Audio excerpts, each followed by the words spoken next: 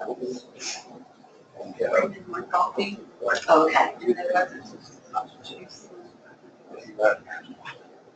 Okay. Yeah, I'm sure.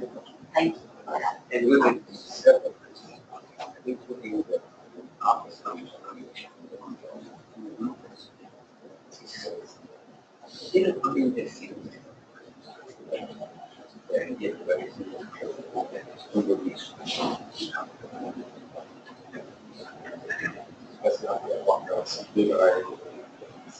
he was just so yeah, we met Phil. But in this hospital, so much was affected way more. But you know, it was leaving. I think he was but he was so so I think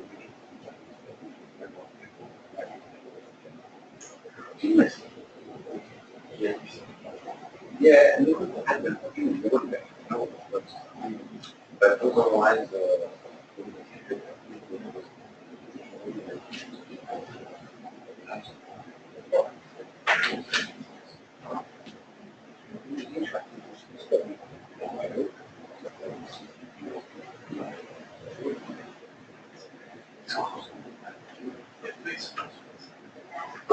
This is a fellow like Steve.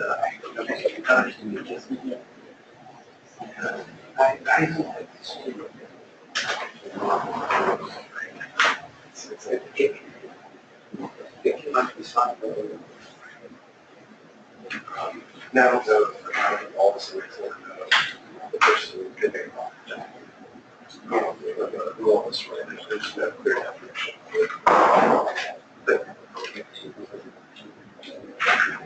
And then, yeah. When did it's Right now, we basically there's the issue. But you live in this country, right now, like 40 yes. You know, I really be able to find it. Now, I'm getting on some of the events you have. You listen one, I'm not really still with what because she did they eat this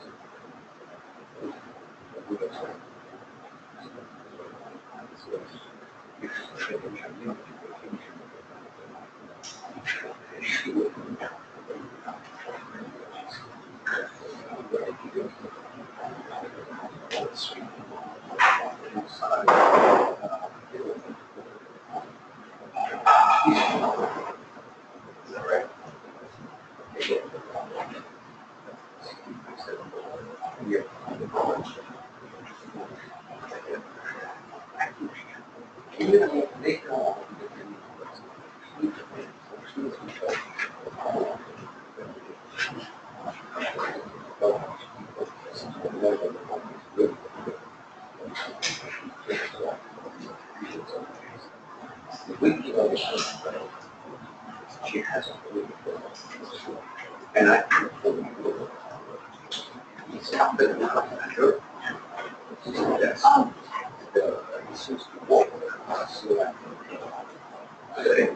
When we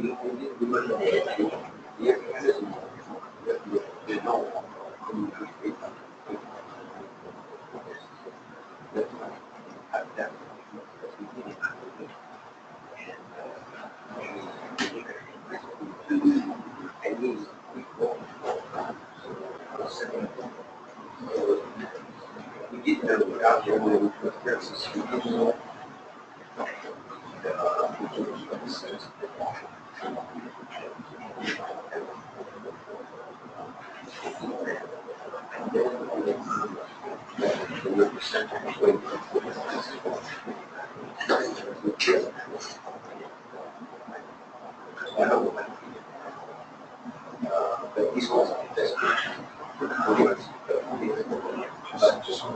yeah, it's all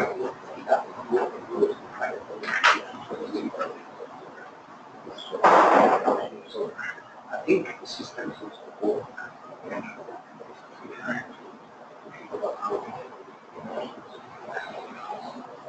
I would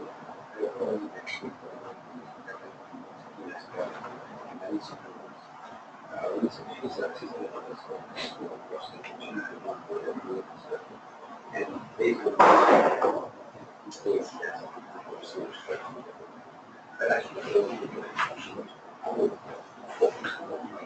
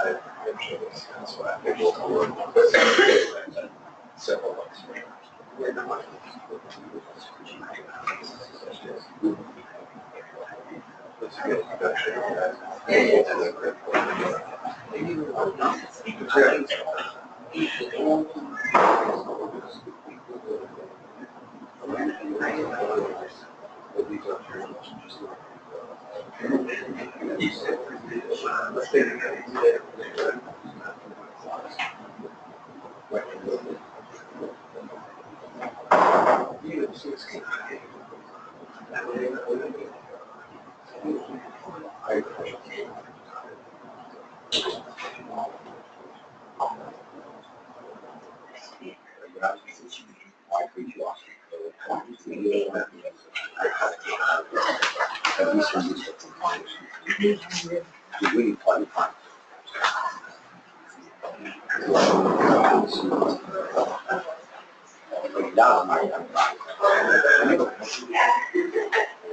I understand. No one is not a point sure. Assuming that these are all we are published. And if you don't want to do This is the table where you signed it. mass or pass into essence. You took so it's clear that we have to go. Maybe you are a little scrambled to do something you know, I mean,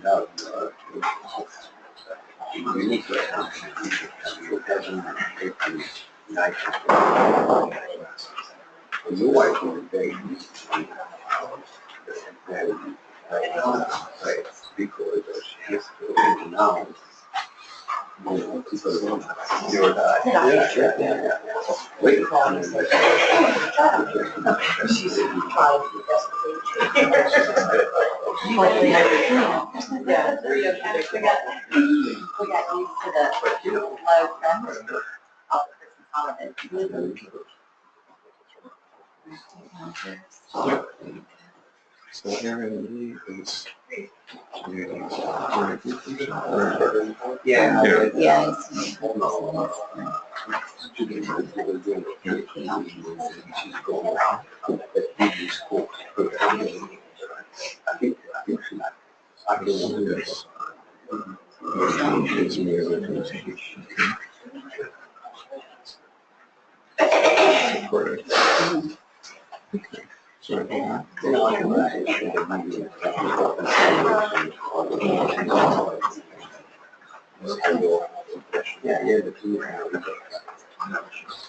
Good morning. Welcome to the start of the Clinical and Translational Science Training Program. Glad to have all of you here. My name is David Chaplin. I'm the director of the Training Academy for the CCTS, and I'm the course director for this course overall. Many of you have met Jean Lambert already. She's really the person who makes sure everything really happens here. She'll be contacting you relatively frequently throughout the course. I'll describe a couple of ways in which we hope you will interact with the course. But if you're having any problems, or if you, so one of the things we try to do is make every presentation slides available to you afterwards, so as digital form, so you'll get handouts here unless the presenter doesn't send their slides in time for us to have them ready for you. But most days you won't need to have any paper. You'll get paper here. And if you have any trouble accessing the slides down the line, she can help you with that also. But don't hesitate to contact me either if you have issues with any of the things that are going on in the course, or if you have suggestions, particularly for things that could be made more relevant to the kind of work you're doing. So one of the things that's a real plus about this group is that you're very diverse. I believe there are people from at least 6 different departments here, from 3 different schools, maybe 4. We have one, we will off and on have people from off-site. I encourage you to come face-to-face, because one of the things we hope you'll get out of this is to get to know each other during the course of the 6 months that we meet, and you'll find that you have some similarities in career aspirations and areas you're trying to work in, but there are ways in which the people you'll be interacting with can really broaden your experience, help you get a sense of the diversity of UAB and the kind of work that's done here. One of the things we try to stress in the CTTS is the way in which people who can really integrate ideas from multiple fields and bring in the skills of their colleagues are more able to address really cutting-edge problems. Some people call that team science. Sort of a buzzword. I'm getting a little nauseated by it then, because I think one of the things we think of with team science is, big, huge teams, but really a team can be as few as 2. And just to recognize that the people that you are interacting with here may be useful resources for you down the road. So I'm going to start off today just giving you a little outline of the course. This will be for about the first 30 minutes of the session today. And then Dr. Darley-Usmar, who's the Vice Chair for Research in the Department of Pathology, I'll tell you a little bit more about him when we get ready for his part of the presentation. He's going to talk about ways in which research in the interface between industry and academics is a very vibrant, important area, and what the special challenges can be, and some of the ways to make sure if you get into that, you'll be effective at taking advantage of the opportunity. I'll describe in this first half hour the overall structure of the course, areas in which we're going to expect some work from you. Mostly this is a course where we hope you'll engage in some discussion as the presentations go forward. But all of you have some research activity that you're involved in now, or that you're planning to be starting really soon.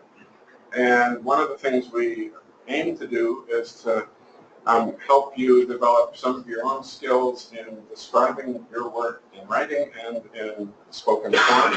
So we'll have some sessions down the road on how to write a really effective abstract. We'll do a little bit of practical work during the class on doing that. And then everyone will have a little bit of time to finish working on their abstracts and then turn them in. So this is an area where we try to be sensitive to your own personalities. Some people are, well, firstly, let me just state, I view this as a collaborative group here, a team, that we're all on each other's side. And so we will offer people who are interested the chance to have their abstract discussed by the group as to give feedback and to help you understand what things work, what things don't, what it may mean if your abstract is read by somebody who's right up your line of work, or by somebody who's really quite distant from where you work, and how you can make your abstract more accessible to them.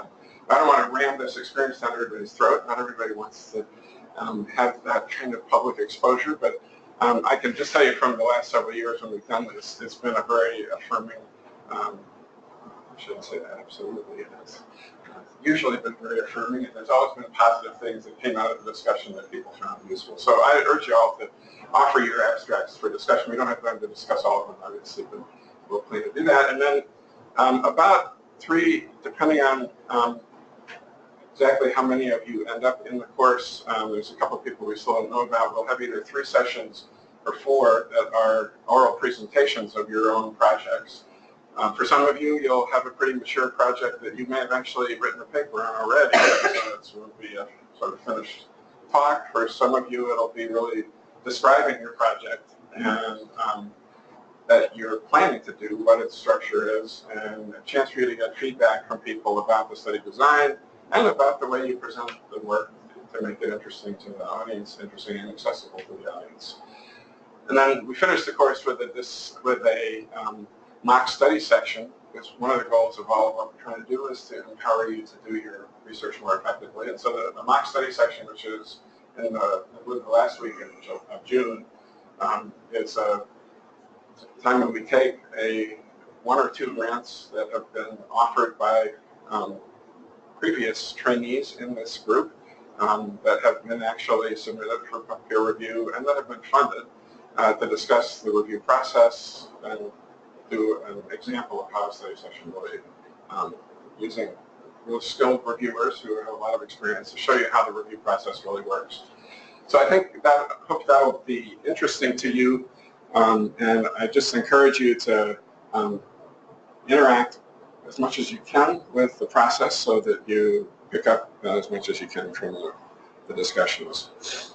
So just to be explicit, so there's a couple of people whose schedules are still a little complicated, so we don't have our complete schedule already mapped out, so I'm not giving you exact dates for when the different modules of the course will happen, but they will come in this order. We start out, after today, we'll start with a discussion of the different types of clinical trials, how they work, what their goals are, a little bit about the statistical aspects that relate specifically to phase 1 and phase 2 clinical trials, and then phase 3 and phase 4 trials. We'll have a module on bioethics that will include introduction to our local IRB. A really important part of the course is after you have the introductory IRB session, description, after that, every week, 2 of you will be offered the chance to go and sit in on an IRB session during the time that this course normally meets. The sessions actually run, I think, from 9 o'clock till sometimes up to 12, and you may not be able to stay for all of it, but I think most people find it quite interesting to sit in and hear how the IRB actually operates and to understand how it happens if you've submitted a protocol for human studies already, how the kinds of responses that you get and the issues you have to address, how they're discussed and arise, and it will help you see a better way to making your projects fly through the IRB with less resistance. There's a module on epidemiology and biostatistics that will have a couple of sessions on basic biostatistical approaches to the different types of research that we're discussing throughout the course. We'll talk about research project development, which is where we'll talk about some of the aspects of planning for the biostatistical issues, but also how to write your abstract, how to present your work, and in general terms. We have a module on outcomes research and personalized medicine, and then we'll have the research project presentations and the mock study section at the end. So one thing we really ask you to do, and we should tell you we are only historically about half successful at doing this. We really shape the future of the course based on your experience and how it works for you. And I can tell you it's changed quite a bit over the years. We ask you to spend about 5 minutes at the end of each module, every 10 minutes, filling out a brief online survey that gives you a chance to give some feedback and to tell us what things are really working and what things aren't. And I promise you it takes 5 minutes, 10 at the most, and it's very useful to us if you'll do that. So you'll get an email, and it's I forget the name of the software that we use, but it's a click and point, and you can fill in a few places if you have some couple of sentences you want to give suggestions about how the course can be more effective.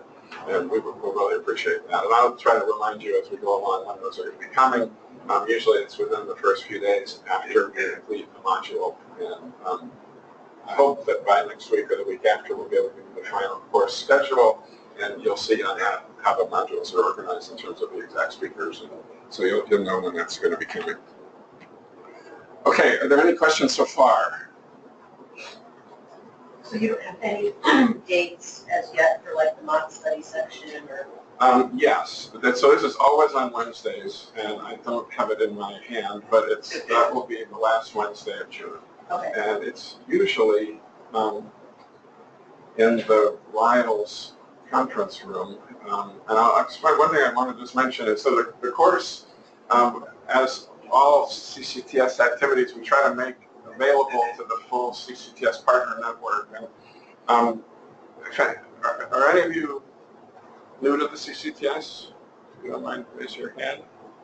Okay, so the CCTS is a center that is funded by the National Center for the Advancement of Translational Science, or the NCATS. It's an NIH center, sort of like an institute, but much smaller. The goals of the center are to empower more effective translational science throughout the university and our region. We have a stated mission of wanting to particularly help people to address research that addresses disparities within the community. And a lot of people think of disparities research as why it is that specific populations have worse outcomes health-wise than others in their community. I think we try to take a really broad perspective on this and recognize that anytime there are differences between individuals and how they have, how they experience disease and how they respond to treatment, that's a disparity. And so we're really trying to help people have the tools to address the unknown aspects of disease across the nation. And in Alabama and the Southeast, there are a number of diseases that are extremely prevalent and higher than in the rest of the country. So we've focused on that in some of the things we teach, but our goal is to support you in everything that you do. One of the things that the center program, the NCATS program, tries to do is to, so there are only 62 centers nationally. That's limited by the amount of money that's available. And I'm already behind. So the NCATS has 62 centers, and the goal is to have an impact on the research enterprise around the country. And so each NCATS center, which is now they're generally called research hubs, has a partner network. And some partner networks are 2 or 3 institutions. UAB has a partner network of I think we're 10 or 11 institutions that span from Hudson Alpha in Huntsville, the Genomics Institute, to Auburn University, which has an incredible, very good pharmacology and pharmacy program that is very active in research, as well as a fantastic NMR spectrometry facility, one of the best NMR instruments in the country. Down to South Alabama, in Mobile, over to Tulane and LSU, and University of Mississippi in Jackson. We have collaborators at Southern Research here, and as well as at Tuscaloosa, and the University of Tuskegee University has a special role with us, really, in that they are the site of the National Center for Bioethics. That's really an outstanding facility that we should try to get some experience with down the road. We'll try to let you know when there are events that are interfacing with the different aspects of the CCTS partner network along the way. But all of our sessions are open to people at all of those campuses, and so we occasionally have people joining us by audio visual, and if you're out of town and can't come, you can join by GoToMeeting. Jean can give you instructions how to do that if you're not familiar with it. We have one person who's joining us by GoToMeeting today, and I believe One of the things we ask is that people who are off-site mute themselves so that we don't get a lot of background noise, but there are microphones around the room, so generally they can hear the questions as well as the moderator talking. And if you're coming in from off-site and you want to ask a question, unmute yourself and write down. And all the presenters are prepared to handle that gracefully, and we really welcome the opportunity to have some discussion with the partners who are off-site. So this all came through when I was telling you that we have this final session on the mock study section in Riles. That's because that's really one of the few large rooms that is set up for go-to-meeting off-campus kind of interactions. Okay, so I'm going to spend a couple of minutes, a couple of other keeping things. So at the end of this, we offer everybody a certificate, a piece of paper that you can put on in your file, just to demonstrate that you've taken the time to do this survey course. It's not a certificate like the UAB academic certificates that are in your transcript. This is a no-charge course. UAB doesn't give you anything in your transcript without making you pay for it. For you to get the certificate, you have to come to 80% of the sessions. So please sign in every time you come. If you didn't sign in yet today, sign in as you leave. If you come in from off-site, just make sure that you let us know that you've done that, and you certainly get credit for doing that. I've already mentioned that there's the IRB participation. You can get in your minds that by April 21st, we will expect you to have submitted an abstract on your project. As I said, we know some people are just developing their projects. Some people are well into their projects. So typically we have abstracts that are just a description of what you're planning to do. So don't feel poorly about that. It's really an opportunity for people to give you feedback on your study design. And we'll have in the 4 weeks of May 31st to June 21st, people look at their own oral presentations. You'll have 15 minutes to talk, and we'll have 5 minutes for each person for discussion. We'll do 6 people per session. And it's a great chance to have some feedback from your peers. We encourage you, I know there are a couple of mentors here today. We are glad to have you. You can come anytime. We really particularly welcome you to know what the structure of the course is. You can come for any session. We particularly recommend that you talk over with your mentee whether they would find it helpful to have you come to hear them the presentation of their abstract, or whether they prefer you not to. And don't be offended if they prefer not. We have some people who just think the discussion's more free-flowing. If the mentor isn't there too, it can go either way. So we will try to get some people with special expertise in your area to be here for discussion of your abstract, so that you can get some content feedback as well as some feedback on just general aspects of how to give a good presentation. Okay, and then the mock study session, so it's June 28th is what that last Wednesday is. Okay, so I'm going to spend about 10 minutes before I yield to Dr. Darley-Usmar to talk about the mentor-mentee relationship and some of the tools that UAB has to try to help this more grow and be the most effective relationship you can have. And I don't want to belabor this too much. I mean, my personal philosophy is that there is no right way to be a mentor. There are certainly a lot of wrong ways to be a mentor. There are certainly a lot of wrong ways to be a mentee also. And so I think some of you have very well-established relationships with mentors already. Some of you are just developing them. And I really just want to emphasize that I personally made a big mistake in my own career, and that by the time I was in my 40s, when I moved to new places, I didn't take the time to develop mentors anymore. And I think I would have benefited by that. And I realize that much more now, 20 years later, than I did at the time. And so I really just want to sort of sensitize you to the value of having people who can give you objective advice. You know, we all have friends who can give us advice, and sometimes give us advice and we don't want it.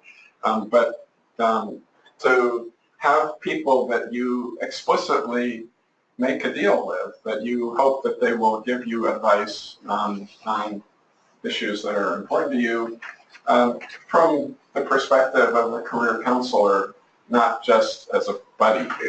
So, and this is, I think, really can be really valuable at all levels of your career. I think it's something that takes deliberate effort. It's not something that just happens. A lot of places now, so UAB is in the midst of a pretty strong effort to encourage mentoring throughout the community. I think the institution recognizes that there are a relatively small number of people who are really committed to mentoring and who get asked by a lot of people to be mentors, and that can be a substantial time burden to them. And so there's an effort to figure out ways to recognize the service that mentoring is. I think nobody wants to pay directly for it, but some people, I think everybody wants to make sure that the value of mentoring is recognized at the level of promotion decisions, that this is one of the ways in which you give service to your community and to your department. And but I think the leadership are looking for ways to make mentoring more of a part of our culture and something that is least burdensome as possible. And so they, they look for your input on ways to, what things you notice that undermine good mentoring relationships, what things you see around you really foster good mentoring relationships, so that the institution can take advantage of those experiences and make sure that we develop the best community of mentors. So just a little bit of history. So Mentor was the name of one of Odysseus' friends, and he was asked to look after Odysseus' son when Odysseus went off to the Trojan Wars. He was a trusted friend and served as an advisor, father-like figure. I just want to be explicit about some of the goals of a mentoring relationship. So from the perspective of the mentee, most of you in the room, the mentoring relationship should help you progress towards your long-term career goals. And I recognize that within this group there are a lot of different aspirations. Probably the majority of you hope to stay in an academic kind of an environment, but we know that some fraction of you will end up not doing that. Either you may already know that you don't want to do that, and you may be heading towards a job in industry or in the government, or really something really novel outside of that. And so, it's at an environment like this, it's really, there are people, plenty of people who can give you advice on how to stay in an academic setting. But one of the goals of having a session like this morning's is for you to recognize that there are people who can give you good advice about how to make a transition into a different kind of environment also. Because we have a community of people who have very diverse experiences. And one of the things the CCTS aims to do is to know our community well enough to be able to help direct you to people who can be really good advisors for you in a number of different ways. So we have, among the different people who work in the CCTS, we don't know everybody at UAB, but we know a lot of people, and we can help you find the right kind of mentor. So in an academic setting, we want to help you, the mentor wants to help you advance steadily towards promotion. Generally, you want the mentor to help you get extramural funding and to learn how to establish that as a continuous process that really supports stability within your career. The mentor can help you a lot with your own personal and professional growth. They can help you develop a national presence within your academic community, your broad national community. And this is a sort of tricky thing that I hope we'll talk about in a number of different environments through the course. One of the goals is to help you become an independent thinker. Now, this whole issue of independence is really a complicated one that, particularly as we go into a time of recognizing explicitly that people work more in teams, that we need to understand what independence really means, how you can be recognized as an independent intellectual force within the community, and also be someone who works substantially within teams. That's a tricky thing to pull off, and it needs to be something that you're aware of as a challenge, so that you make sure that you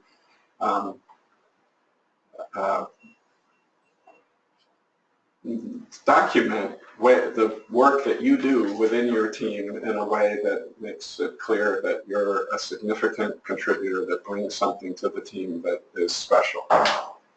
Some of you will be the PI on the team, and then it's pretty, the PI isn't always totally independent, but usually the PI gets credit for being independent.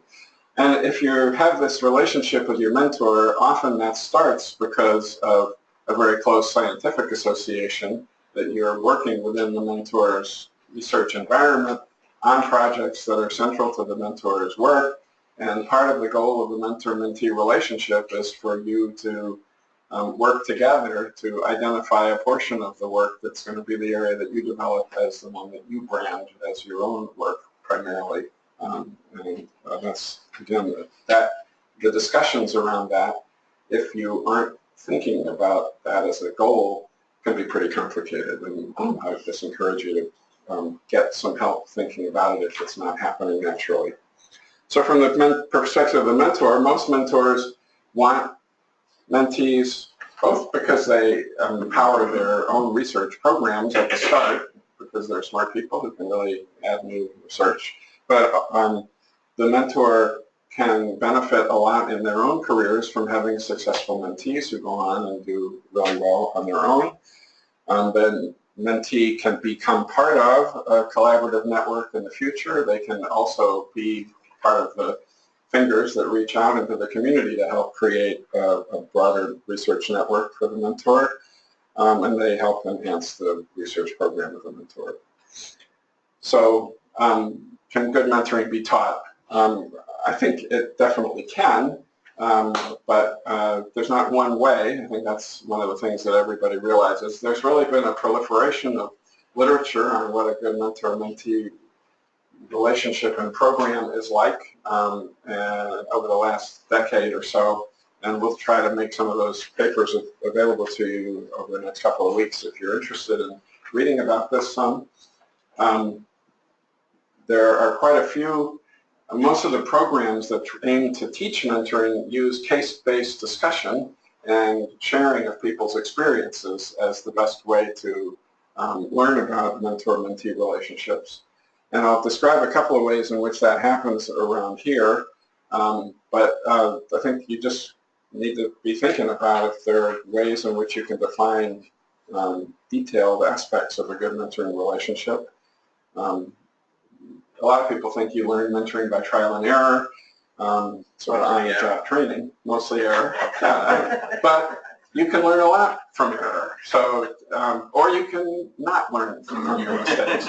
And so the good mentors are not afraid to make mistakes and learn from it. Okay, so I've taken a little bit too long. Most of what I have to say about this is pretty basic and straightforward. So I'm not going to talk about the relationship anymore, except to ask you to read through the slides. I want to just describe a few things that make for a great relationship. One is that you both bring passion to what you're doing. I think one of the hardest things for me as a mentor has been when I couldn't tell why my mentee was really doing what they were doing. If you don't know that they have passion for what they're doing, it's very hard to direct them to have the most satisfying outcome for themselves. So you don't have to create a personality, effusive, passionate personality that's not really you, but you need to be clear about why it is that you're excited to come to work every day to do what you're doing. And if your mentor can't figure that out, you're missing a chance to really learn something from each other in the relationship. It requires some discipline to have a good relationship. For me, the times when the relationship is breaking down is when either of us, my mentee or myself, quit meeting regularly because of lack of progress, too much grants to write at this moment, other stuff that gets in the way, and the relationship starts to erode. So I would encourage you to set up a schedule with your mentor that even when you don't have an experiment to talk about, you have something else to talk about that will keep your communication going. You need to be honest and sincere with each other. And so one of the things that a lot of people do now is to have more than one mentor, to have a mentoring team, recognizing that you may have a scientific mentor, but that mentor may not be someone who has a lot of experience with helping people move to independent careers, or may be really in an area that doesn't span the full gamut of all of your interests, and so you may be a physician working in one area and doing research in a different area, having a clinical life in one area and research in a little bit different area. So you may need to have 2 or 3 mentors to help you really cover all of the aspects of your career that you're concerned about. So it can be a little bit of a challenge to balance the mentors as advisors. They should certainly know about each other. Some people have them meet once a year as a group to all talk about your development. There's people can give you advice on how to organize that as well. Being clear on expectations is important. What you're going to do, or what you expect the mentee to do from the mentor's perspective. I've already mentioned that defining clear pathways towards independence is really important. One of the things we'll do during the course is talk some about different types of grants, and some of you have already had a K award, I know.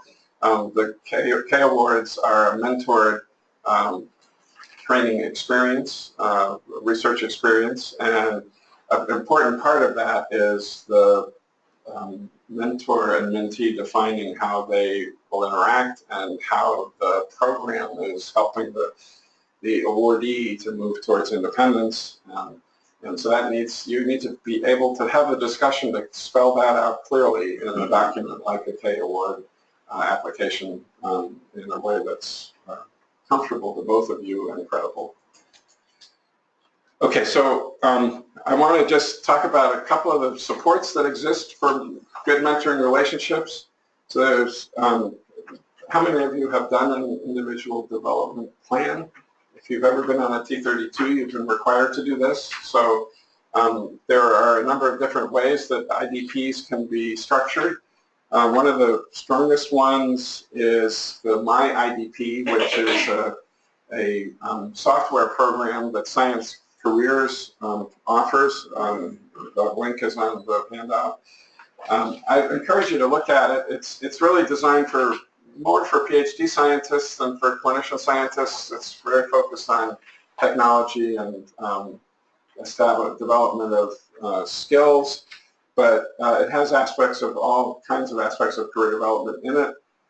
It's something that is designed to be a living document that you update as you go through your career, and you can print out parts of it to take with you to discuss with your mentor. It's a private file for yourself, but it encourages you to really think about what you're doing with your career. And even if you're a clinical researcher, I encourage you to take a look at it. You may not want to fill it all out because it can take a couple of days to fill it all out completely if you want to do everything that it offers in terms of self-assessment and identifying what your existing skills are and what new skills you want to create and all those kind of things. But it'll stimulate you to think about some of the issues that you ought to be thinking about as you plan the next couple of years of your life.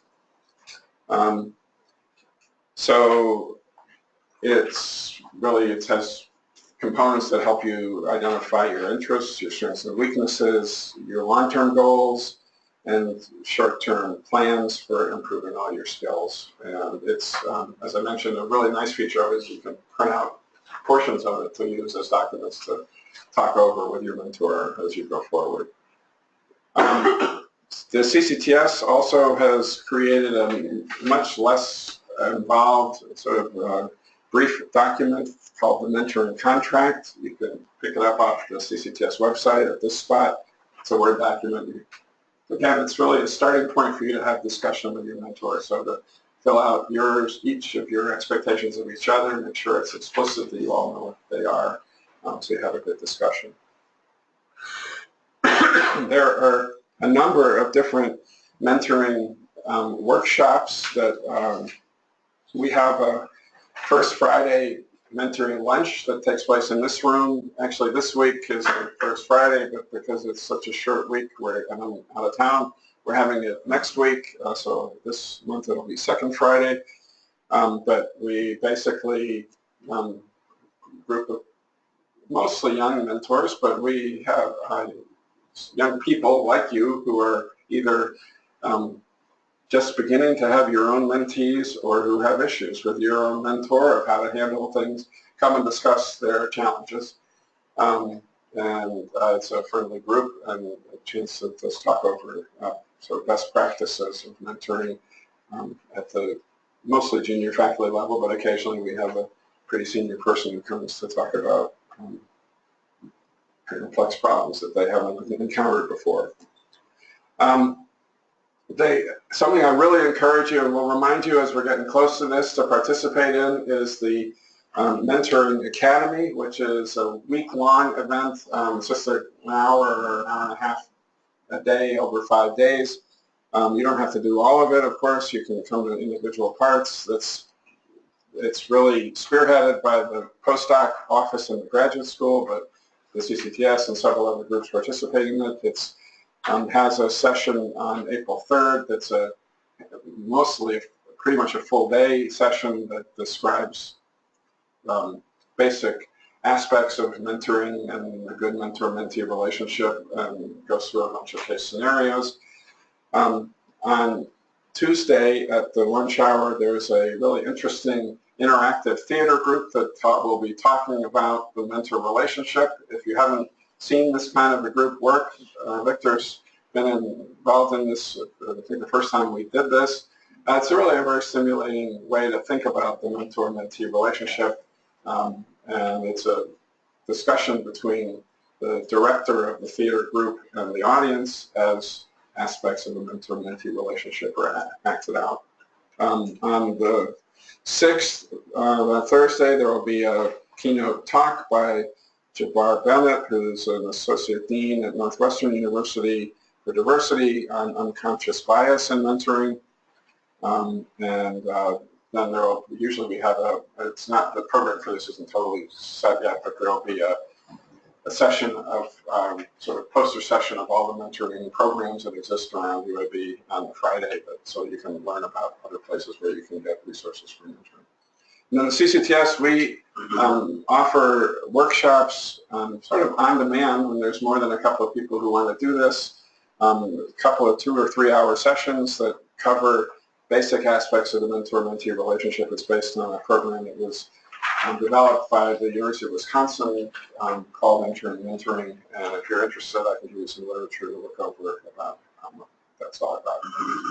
Okay, so really, I encourage you to, if your mentor isn't here today, to show them the detailed program as soon as we release the final schedule, so that they can feel free to join you for any session that they think would be beneficial. They can, I'd say 2 or 3 mentors come 4 or 5 times during the year. So it's not, they shouldn't feel like they're obligated to come in any way, but we really want them to be welcome. And then I hope you'll share with them the things you learned from the course as you go along. Maybe we take a 3-minute break while Dr. Darley-Usmar cues up his slides, and then we'll finish with the second part of it. Not running away, right? Right.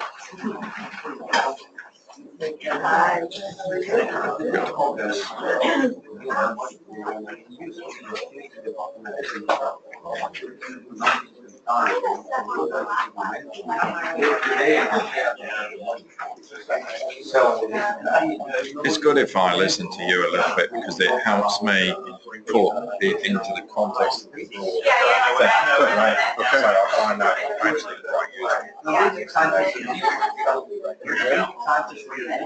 I apologize. I have to be early because we're in tours and I'm a meeting.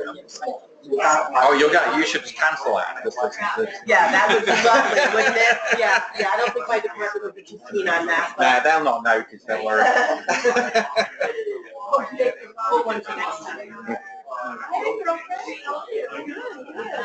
Yeah, so the mentoring. So when I was preparing this, there was another thing that I did in the market.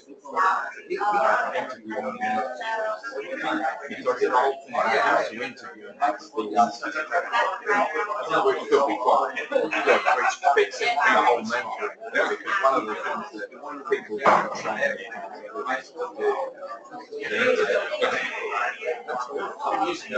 and we need to figure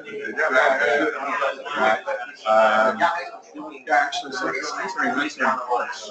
They usually start one of the, it was a sort of icebreaker just to get people to know about each other. Yeah, we interview each other and then present what they learned from their interview.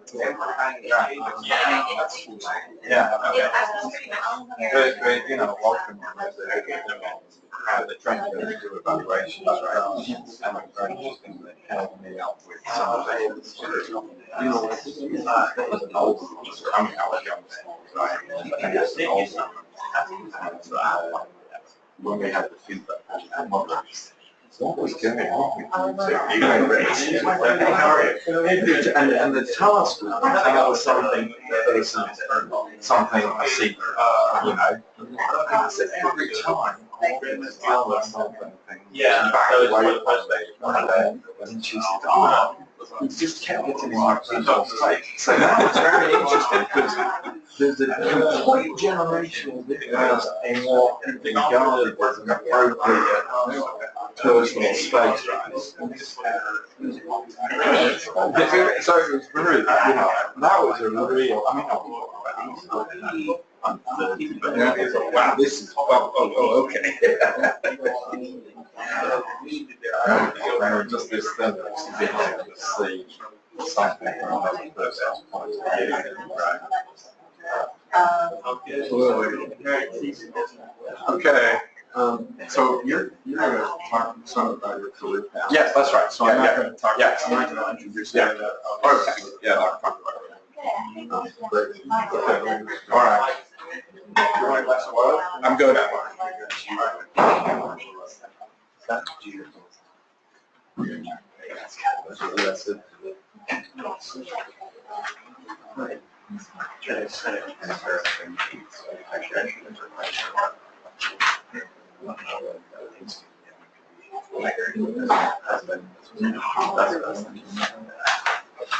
Hey, how are you? I'm very good. How are you doing? Hello, how are you doing? He's doing this study that you're doing in the UN. All right. The whole intelligent topic, Right. looking at the Chinese activity. Right. Right. We do it in children. In adults, we did the first phase. Yeah. Yeah. So I didn't work very well on it, but he didn't. The first sample didn't work, we also had big one. Yeah, I think we got the sample wasn't collected the right way. The first, well, Yeah, so I had to fine tune. yeah, it's what I'm doing, but thanks so much for your help. This is very exciting. Yeah. Because I can demonstrate that there's a problem and then to tweak it. Yes. And that would be the goal. Yeah, absolutely. Yeah, absolutely. So I think, No, you're welcome. It's going to be interesting. yeah, perfect. Thank you. You're welcome.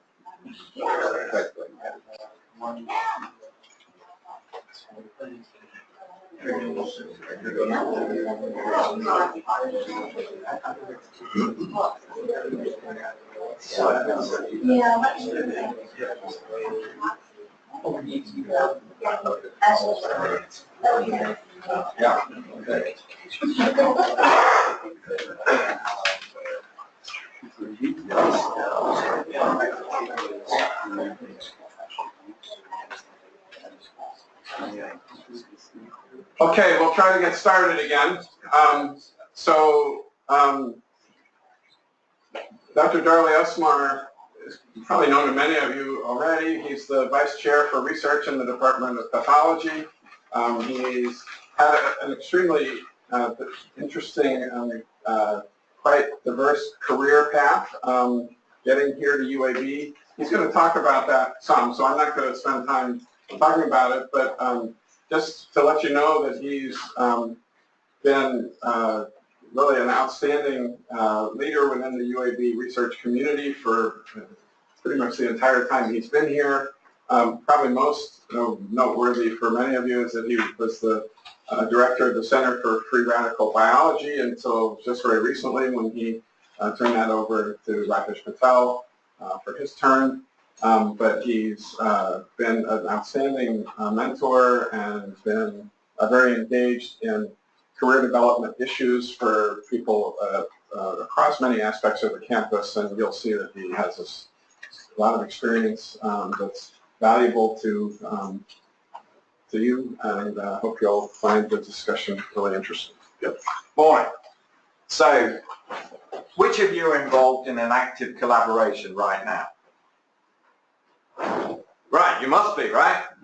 And it's all, as David what he was talking about, it's about relationships, how relationships work, how you, the mechanics of a relationship. And a lot of us, we would never go into an experiment and just sit down at your computer and then go to the lab and just wing it, right? You wouldn't just say, oh, what shall I do today? We'll do it. You plan it, you think about it, you read the literature, you make some preparation.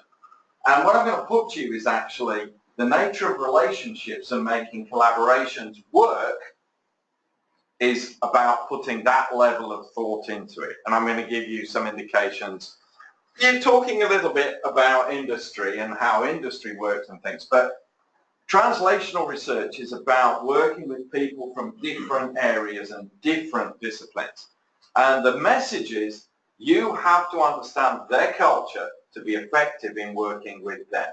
Who's had a collaboration that's been a disaster? Oh, come on!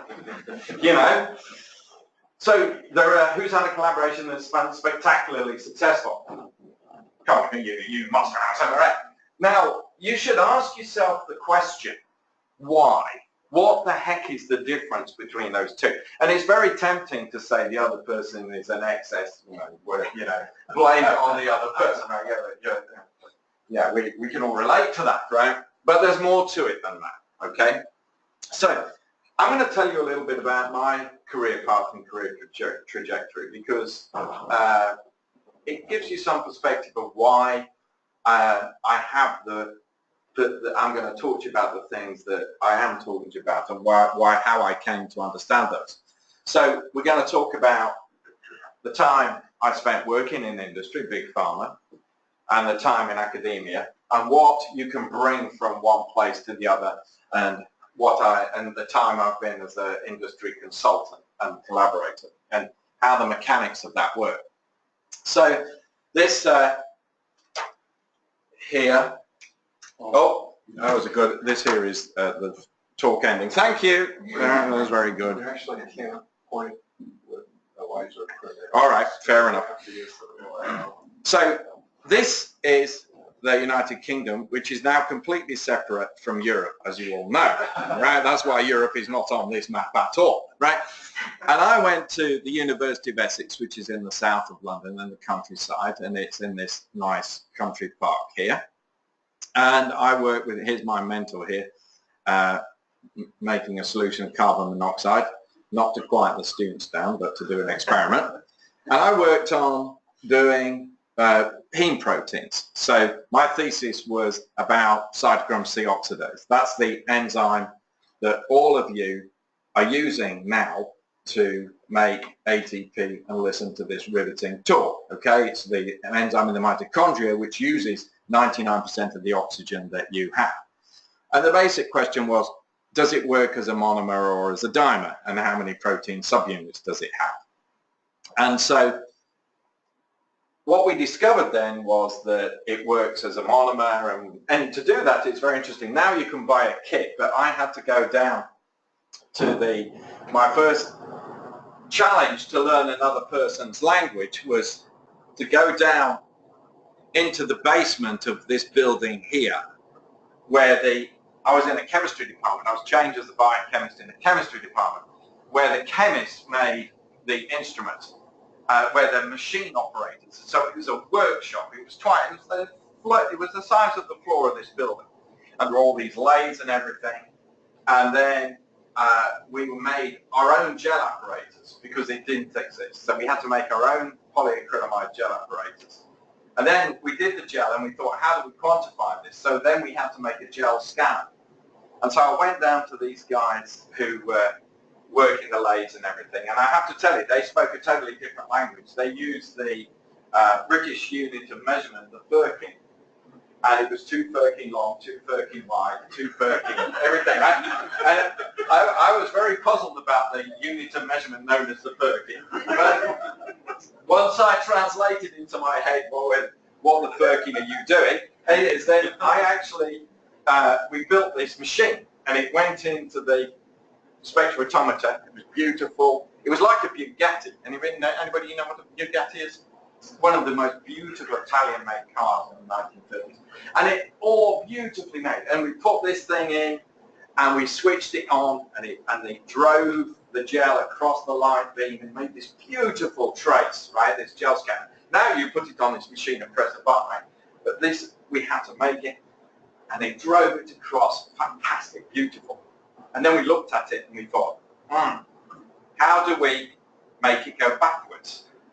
So we put a motor in that only went one way. So I had to go back down to the engineers and get a lot of working abuse and ask for another motor that also went backwards, right? So at that time, you know, you have to embrace the technologies and the state of a particular discipline as it stands. And the best place to be is when the technology is not immediately at hand. Because if you're the first person to make that gel scanner that goes backwards and forwards, then you can publish some pretty neat papers. That's what we did. So then, on the basis of that, I went to Oregon. And that happened because some guy was doing a postdoc, doing a sabbatical in Cambridge, and that's near Colchester, and he came to give a lecture. And I asked him, this is the shortest interview I ever had in my life. I phoned him up in Oregon and said, I'd like to come and do a postdoc. And he said, that's good, when can you start? You know, so building those relationships that you have when somebody comes as a visiting speaker and that sort of thing, which he was, then give you the basis for making those interactions and collaborating. So then that was the first time I did any translational research, because somebody called us up from one of the pediatric hospitals and said, we have a patient who we think has a mitochondrial disease. Can you have a look at it? So I got a chunk of this person's muscle, and I had to figure out, using all the tools we had, what was missing, what was wrong with this person. And you can see that it was a ragged red myopathy, for those of you who know about these things. And this is the spectra. So mitochondrial proteins are colored. And you can see this is the control, and this is the patient. So you don't have to be a genius to see that that band is missing, right? But what was very good was, it was the first time Western blotting was invented. And to make Western blotting work, you had to have a dish, a sponge, a piece of paper, filter paper, your gel, the nitrocellulose paper, another piece of filter paper, and a brick. Because then you put the brick on it, and then you had capillary action to do the transfer. And we had, in that lab, we had all the antibodies to all of the mitochondrial proteins. So we could do this Western blotting, and then you can see here is the control and here's the patient. The bands are missing. Now, the point I'm making to you here is because of that willingness to collaborate and interact, we could use techniques and technologies which were very familiar to us and apply those to a translational context and get an extremely nice result and a nice paper. After that, doing a postdoc, I got a job as an assistant professor in Japan.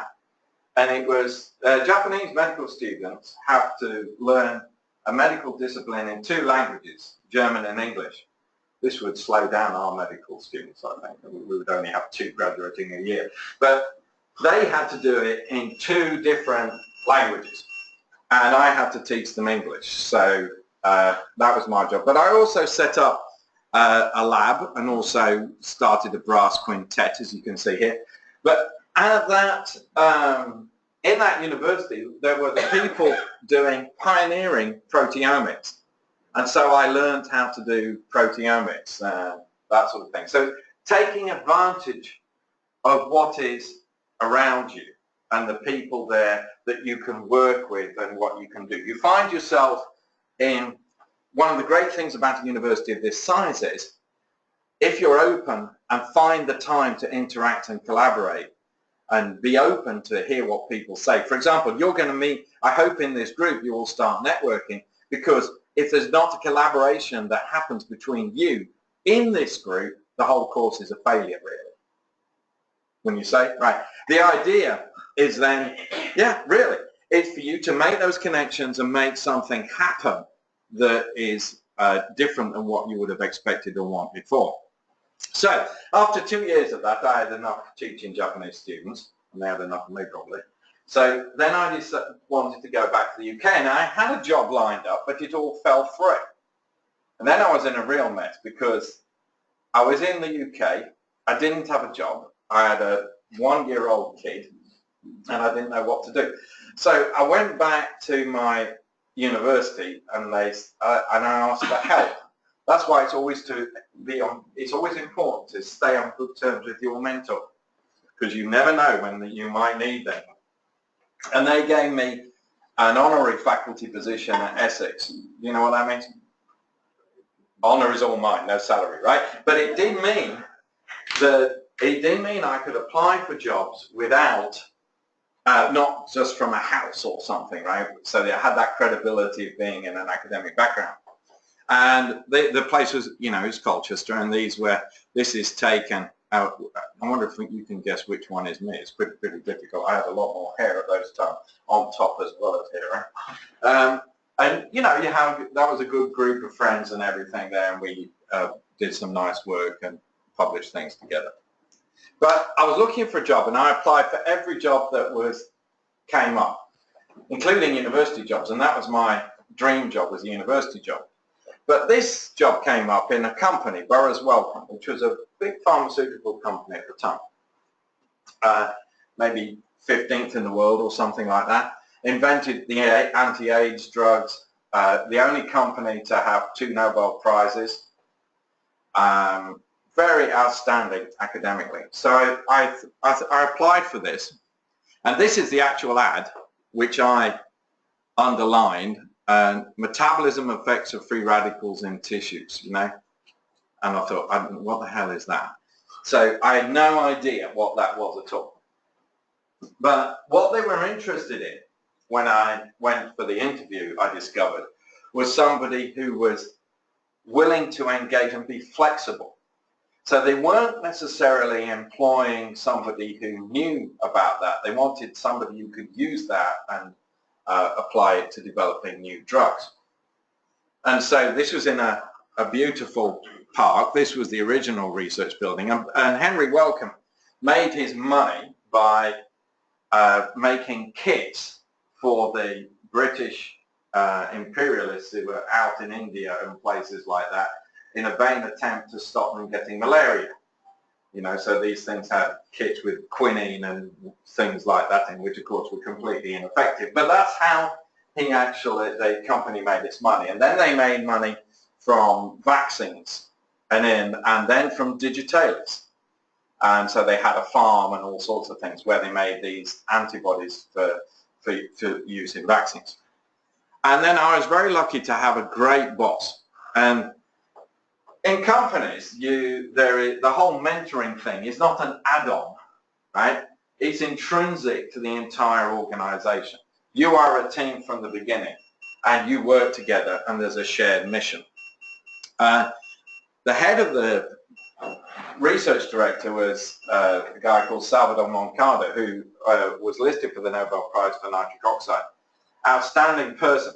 And the things I learned from that environment, I then went on and applied to working in industries, in academia, as you'll see. One of the things that he said was, find the shortest route to the negative answer.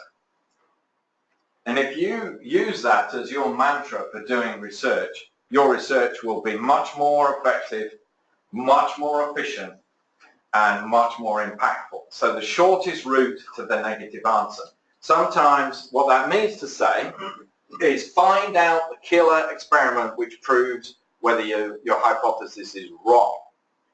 And what that does is it gives a tremendous momentum to your research. Right? And this guy has over 500 publications. So everything was going fine there, and the mission was to actually develop drugs to treat diseases mostly in the developed world, and those were focused on AIDS and that sort of thing. So there was a mission which was entirely integrated. Projects had to have a market, a definable a definable role and a definable output. And actually, I will say to you, I mean, I left industry to work in academia because I wanted a less business-like and more freedom and that. This is a business. What you're doing is a business. And you actually also are governed by the need to find resources, grants, or some other way of actually supporting your research and supporting your mission. And you might as well embrace it, because I don't see it changing anytime soon. And there are some strengths to that, because it actually keeps you focused on a particular path and keeps you focused on a particular mission. And all of us have higher aspirations, like trying to develop something that will have an important intellectual contribution, trying to make a major discovery, trying to make people's lives better, trying to make better treatments. But there is no experiment to cure cancer. There is no experiment to cure heart disease. So you have to distill that down into something which is a process in which you do just doing research in cancer or doing research in cardiovascular disease won't necessarily achieve that objective. So a shared mission is essential. And you can look at this picture, and I'm interested. If you look at that picture, do you see that as a positive or a negative? Positive. Who said positive? Positive. Right. Who else sees it as a positive? Who sees it as a negative? Neutral. Yeah, neutral's okay. And neutral is probably right. It depends on the context, actually. So in an academic environment, we tend to value individuality. In an industrial or applied environment, you value leadership. And if you think about, I contrast those two ideas because they capture different aspects of a way of thinking about how you function, right? So sometimes the point is that I would put to you is that, yes, this represents something we value in academia: independent thinking, the ability to advocate a position, the ability to stand out. But the notion is that this yellow umbrella should be able to move it to any place over here. This can quickly become something elitist. It can quickly make you think you're better than other people.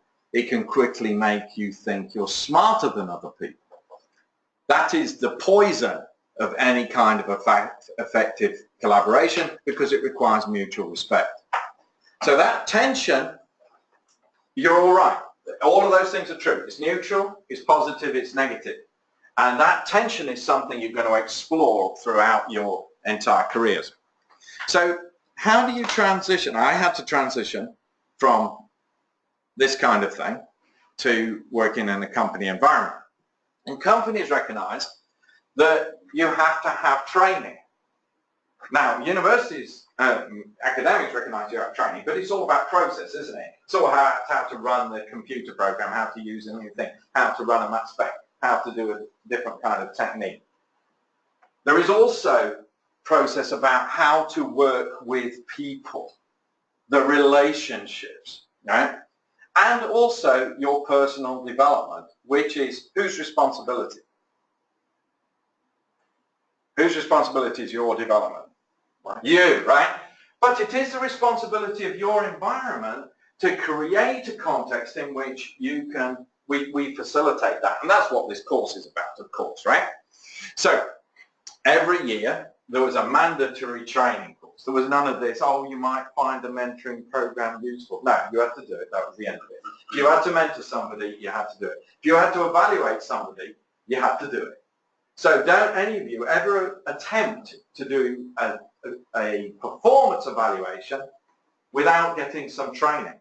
Because it will be, I absolutely guarantee you, a complete disaster if you don't do that. So they had all these training things, and they sent me on a mandatory training course every year, sometimes more than one. You can draw your own conclusion about that. And then one of them I remember though is called Goya, and of course Goya was a famous painter, but it's an acronym. What do you think it stands for?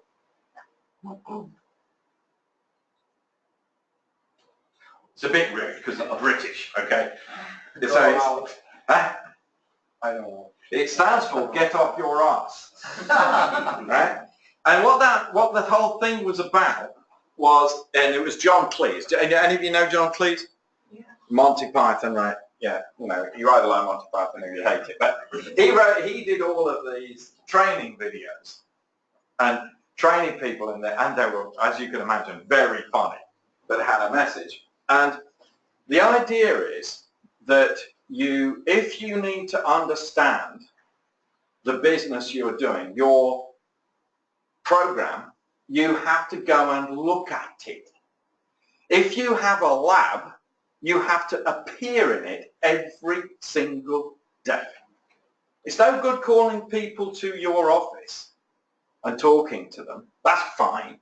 But if you don't get up and go and look in your lab, you will not see the solution on the thing there, which is recreating evolution as you look at it.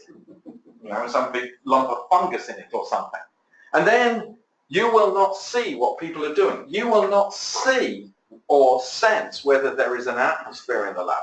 You will not understand the interpersonal relationships. So if you have a lab, you must get up and go and look at it. If you have a collaborator, what must you do? Get up and go and meet them. Not the email, not the telephone. Get up and go and meet them. And if they're off-site, that's fine. Arrange it so it's once a year or something, or it's a national conference or something. But if you don't structure it so that you have interactions, and David referred to this, if you don't have some structure to your relationships, they will not work. My mother still lives in England, right? So every week I call her and we talk about, what do you think? What do you think we talk about? Weather. The weather. Okay, which is usually a good topic, isn't it? But, you know, it doesn't really matter, does it? It means that there is a contact there all of the time, right? So the things that should work for your family should also work for your work. It's about building relationships. Because if things start going wrong, you've got two reactions. If you're upset about something somebody's doing or you're not comfortable with it, what are your two reactions? Reaction number one? What are you going to do? You've all done it. When things start going, what's your first thing you do? Ignore it. Hope it will get better. Hope it will somehow miraculously fix itself, right? Does it? Well, not usually. So typical projects. The idea was to be a generalist, to be a biochemist and apply his skill set to solve problems. So I was working on several different projects. Some projects I was the leader, like I was the leader for developing an antioxidant combined with an lipid-lowering drug for atherosclerosis. I was a member of the team for lipoxygenases and the ischemia targets. So sometimes I was carrying the yellow umbrella, somebody else was carrying the yellow umbrella. Don't get married to your yellow umbrella, okay? It's not personal. It's about being the... So instead of the leader think of the idea of a prime mover. So projects have prime movers, not leaders.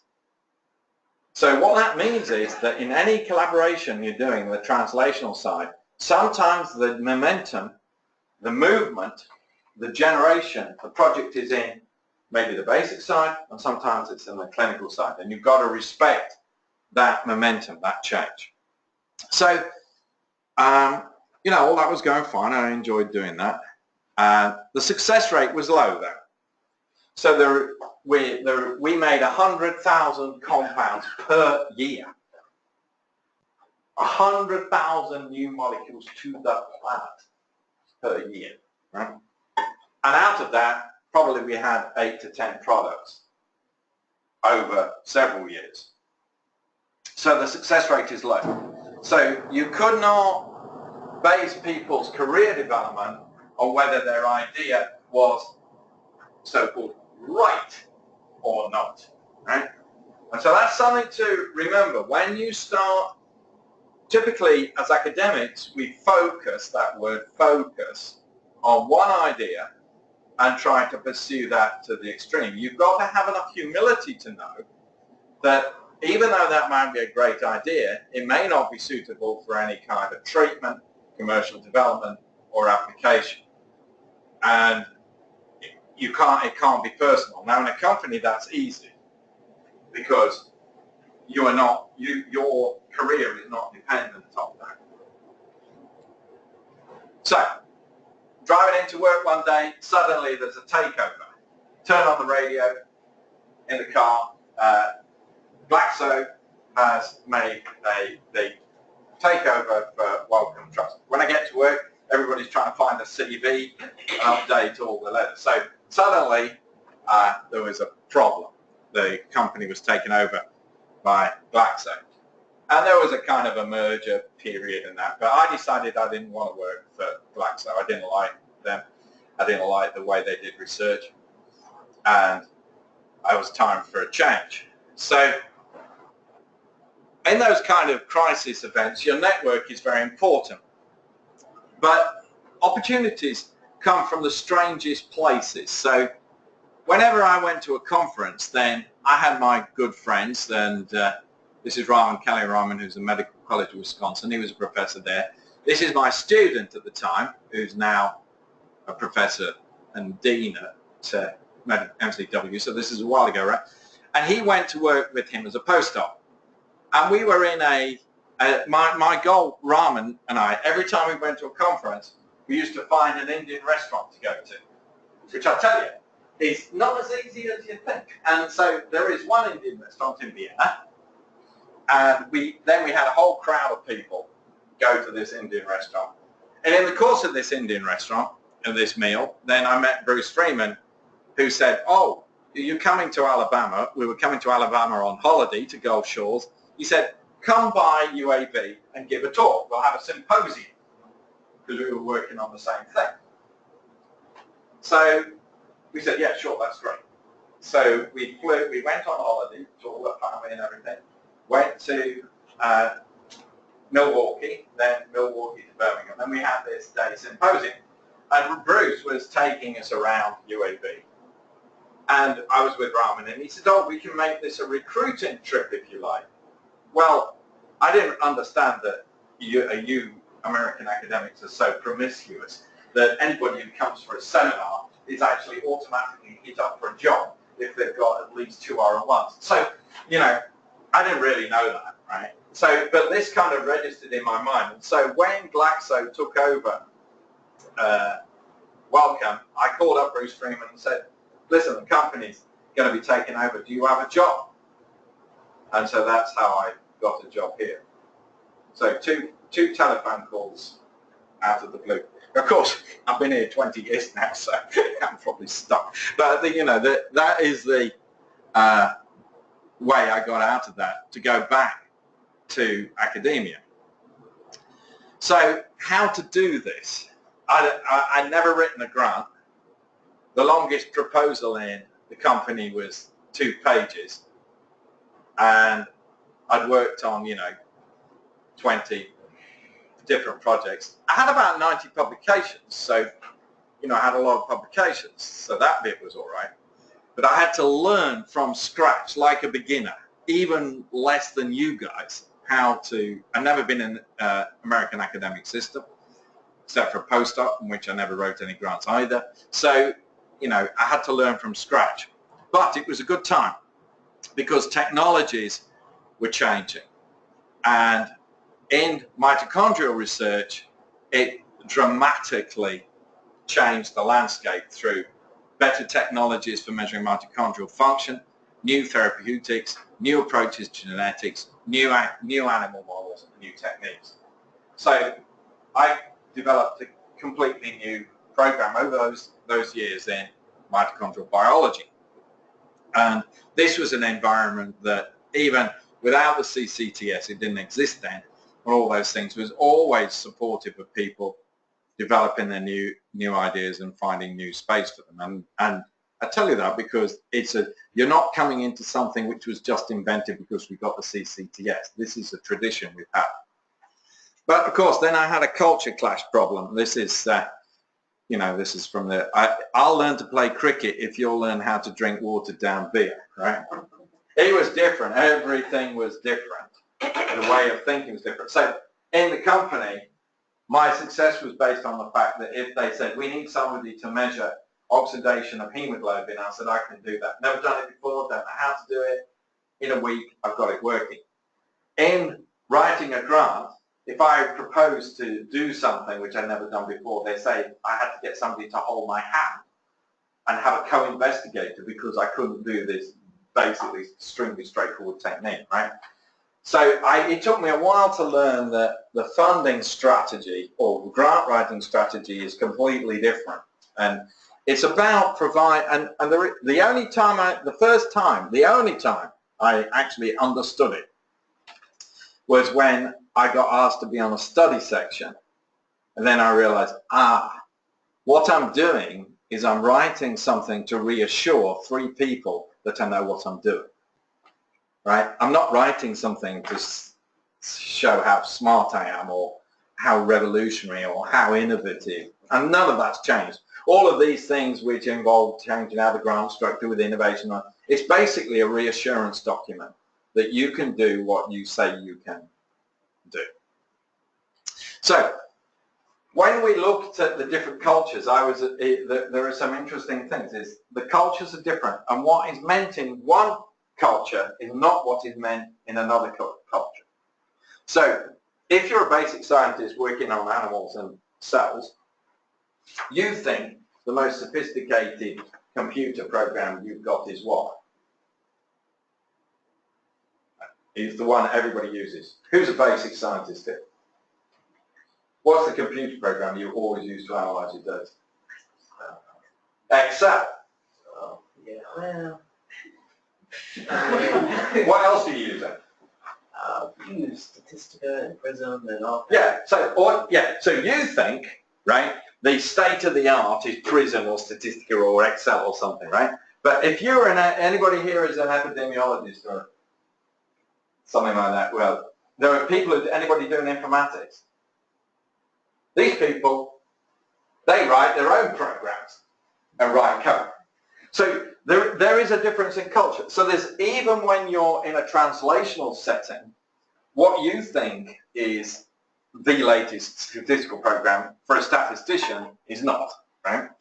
So, for example, the classic example is in a basic wet lab thing, high throughput is a 96-well plate, right? We can't handle anything intellectually more challenging than a 96-well plate. We really can't. In industry, it's a robot, the 386, 1240 or whatever it is, right? So it's a different way of thinking. So if you go into a meeting with somebody from industry and talk about your high throughput assay based on the 96-well plate, what are they going to do?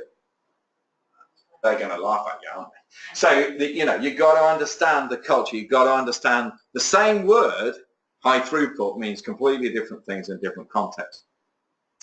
So these are values that I think are important for actually anybody doing any kind of professional job of any importance, or actually even working in Walmart probably. So team player, creative, communicator, generalist, flexibility, pragmatism, focus, reliability. Are those all values you think are important for research?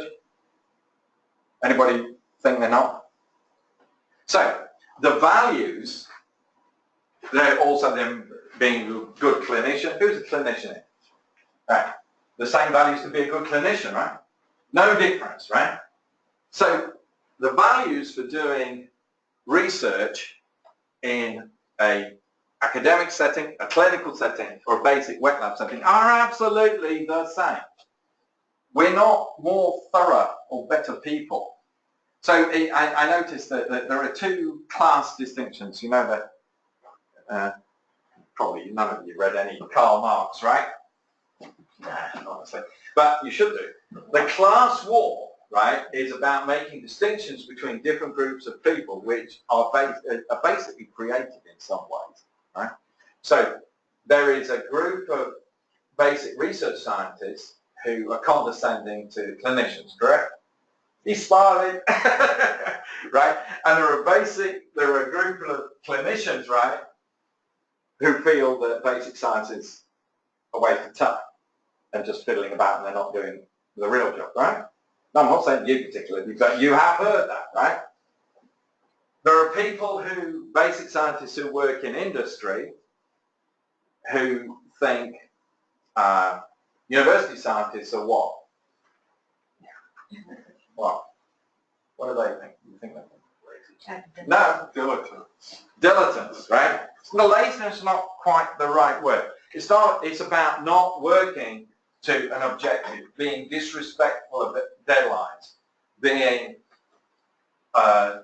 lackadaisical. And then academic scientists think people who work in industry are what? Money-oriented. Money-oriented and? Very good, thank you. Not creative.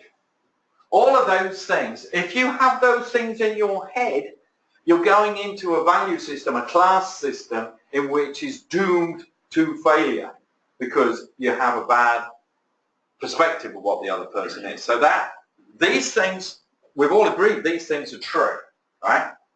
So none of these other things that we just mentioned can be true, can they? Right? So we've got to leave that at the door and come into it with mutual respect. So what I'm going to start to talk to you a little bit about is how to be an outstanding collaborator. And this applies not just to industry academic interface, but it applies to all interfaces, really.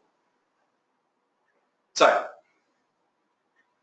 industry, keep calm and meet deadlines.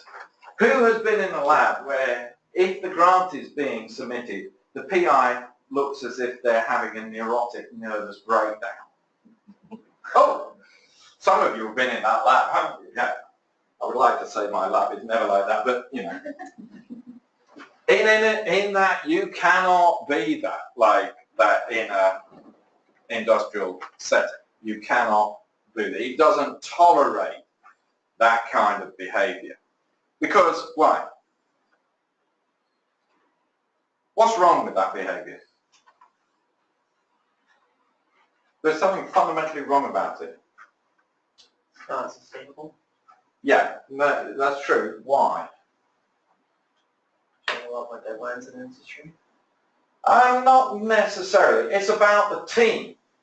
So if you have a team and you're all working together on the team and you have a common objective, you can't. It's presumptive to throw a hissy fit about it, isn't it? Because something is. It means it breaks down the team dynamic.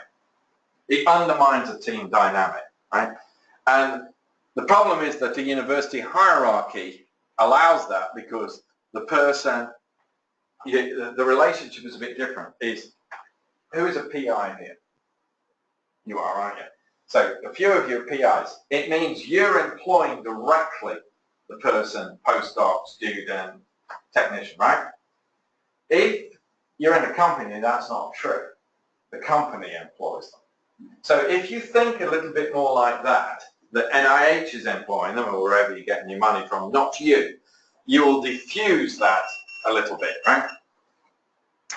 Now, drug discovery and development has to be a team activity because it has lots of steps. And no one person can do all the steps. There is the model step, the target identification, target validation, and we haven't got to actually making the drug yet. So in an industry setting, they're not team-oriented because it's like some kind of kumbaya, wouldn't it be nice to be like that? It's because it cannot work unless it is like that. It's impossible because it's too complicated. If you have something that looks like this, and this is a simplification, each of these things has decision points.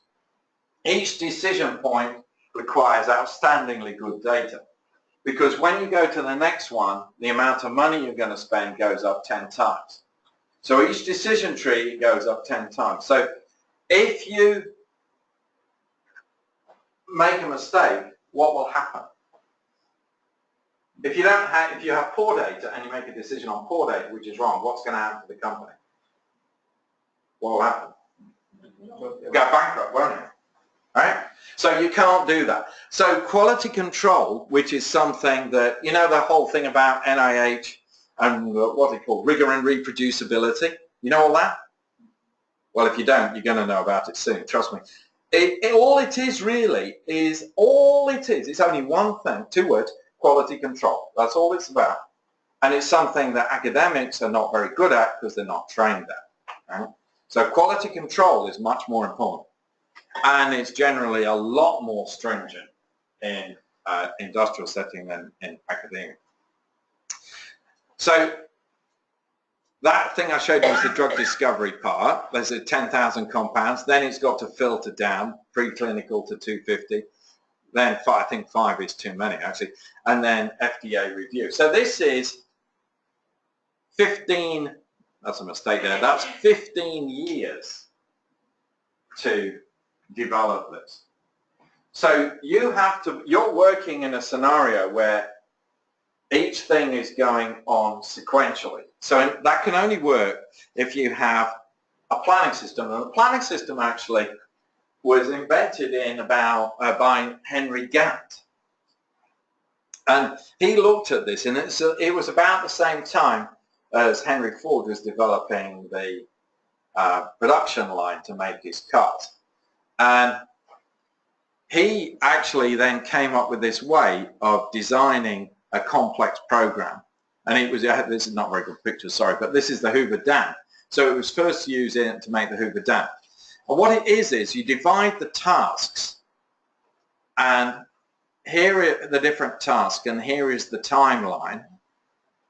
And what you do is you make sure you're going to need the product from this task here, so you have to start the task long before. Now, even if you're doing an animal experiment in a basic science lab, you can benefit from this because typically you have to breed the animals, have enough animals, and then have them at the right age and have them staggered so that your age is not a variable of your experiment. If you're doing a clinical trial or a translational thing, you're going to have to embrace something of this level of complexity in order to manage it. Otherwise, the data won't come over the timeline that you need to make the next decision. So these are easier to do than you think, actually. You can do it for any of you organised a children's birthday party. You're laughing, that needs a Gantt chart, right? So you can do it on practically any of these things that you need to do these projects. And if you apply it to a complex scientific project, which involves collaborators, it's very useful. Why is it useful if you want collaborators? If you're doing a collaboration? You can assign tasks, and you can say that. So typically, if I say to any, and I hope you guys don't get into this habit, if I gave you a deadline to produce me a document by February 1st, when will you, and it's going to take you 3 weeks to do, when will most people, most university professors, I shall speak for myself here, when do they start working on it? January 30th, okay? And then they get into it and they suddenly discover, oh crap, I can't do this, right? It's not, and then they produce some art thing that doesn't really work, right? So if you have this kind of type of thing, and who's written and submitted a grant? It's a bit like that, isn't it? You know, and you need training. Before you do a grant, go and talk to somebody to do it. Because if you wrote this Gantt chart out for a grant, and I suggest you do this, you can get online, you can get the thing. You will understand why the first thing you want to go and talk to your mentor about the science or something, and they say, go away, give me your budget. Give me your biosketch. Give me the budget that's fit. You buy, no, that doesn't matter, I'll do that at the end. No, you won't. Right, because it won't work, right? So, doing a grant, and now, the CTS grant had how many pages in it? It was like 700, 800 pages, right? If you don't, and you actually had people who were actually employed to do that, right? So in this grant, which is the biggest grant, or one of the biggest grants the university has, they actually employed, some of them sitting at the back there, actually employed people to do that. They might not have used precisely that thing, but basically that's what they did. And David did it, you did some big component of it, right? So also the notion of curiosity and how you use your curiosity drive is different. And the expression in industry is need to know and nice to know. And need to know is if you have this data, it will change the next thing you do. Or you cannot do the next thing unless you have this data. Nice to know is it's good to know it, but it's not going to change what I'm going to do. Now, you have to have a balance of these things in both activities. But even in your it's a way of managing resources. So even in your basic research, you should be always asking yourself the question, what's the need to know, what's the nice to know? And your criterion is not then a drug, but the paper. So when you're 2/3 of the way through a project, in my lab, I make all my trainees make figures from their experiments which are publication ready, irrespective of the state of the experiment. So every single experiment has a publication ready figure. Because then what you can do, 2/3 of the way the project, you can put it on the conference table, shuffle it about and see if you've got a paper or not, and then figure out what's need to know and what's nice to know. Because there's nothing worse than having a whole bunch of orphan data you can't publish. Waste of money, waste of time.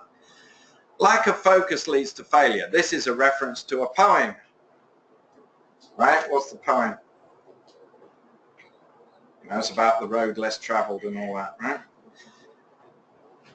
The critical path is the path you must take in order to achieve the goal, right? That can be that path, right? But you can't be at this point without having some kind of notion of the map of where you want to go, right? The essence of this poem is that you find the unexpected thing by taking the less traveled path, right? And that's very romantic and all. But it's a very high risk strategy if you're doing research. You have to be goal oriented. So a university can't do this. So a university cannot develop a drug. It's not set up to do it, doesn't know how to do it, doesn't have the skill set to do it. So if you've got an idea that is druggable and you've got, the ADDA SRI interaction and you've got something to the point where it could be, you're going to have to find a commercial partner to make it work. So you're going to interact with industry. So in part of doing that, it's what kind of interactions are there and how do you make them work? And of course, it's all networked. So if you act as a consultant, then they may be the people that lead you in to help you develop your own idea, your own drug. What do you think? So the point I'm going to make to you in the next few slides is how you function in a relationship is having a very clear idea of what that relationship is about before you start it, right? And put some thought into that, because they're not the same. What do you think a consultant mode is? What is needed from a consultant from a company? Expertise, experience, what else? Time. Yeah, less so. You're only going to do an afternoon or a day or something. What else is needed? What do they want to, why did they bother? Okay, let's have a look. You fill in a gap, right? So people who work in companies are typically more generalist. So they want they're filling in an expertise gap, which means that they may have a better idea of the bigger picture than you, but they don't know some specific. They want an expert. They want to have a judgment about whether something new coming through is really an opportunity or not, right? Validation. They want to know that what they're finding is fitting with the general field. So sometimes when you do drug discovery or any kind of discovery, you're finding things which don't exactly fit. And sometimes that needs some validation, right? Or other opinion. Innovation. If we only talk to each other, and a company people are only talking to each other, they're not exposed to new ideas and new creativity and new concepts. The conflict of interest thing then is important. So conflict of interest is something you're going to have to engage a little bit, because that protects you and the university and the company from the ideas that you're going to exchange. So they're there to protect you, so understand what they are. You will have to get permission to do consulting, and so there is a process to do it. It's not onerous. You just fill in a form. It's online and everything. But try and understand, talk to somebody who's done consulting before. Get some idea of what's expected and how you should behave. Be wary of mixed missions. In an academic environment, you have two basic currencies. What are they?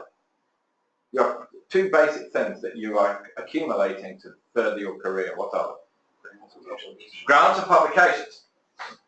If you want to create a blockbuster drug, you cannot be telling every single other person what you're doing, can you? So you have to have some confidentiality.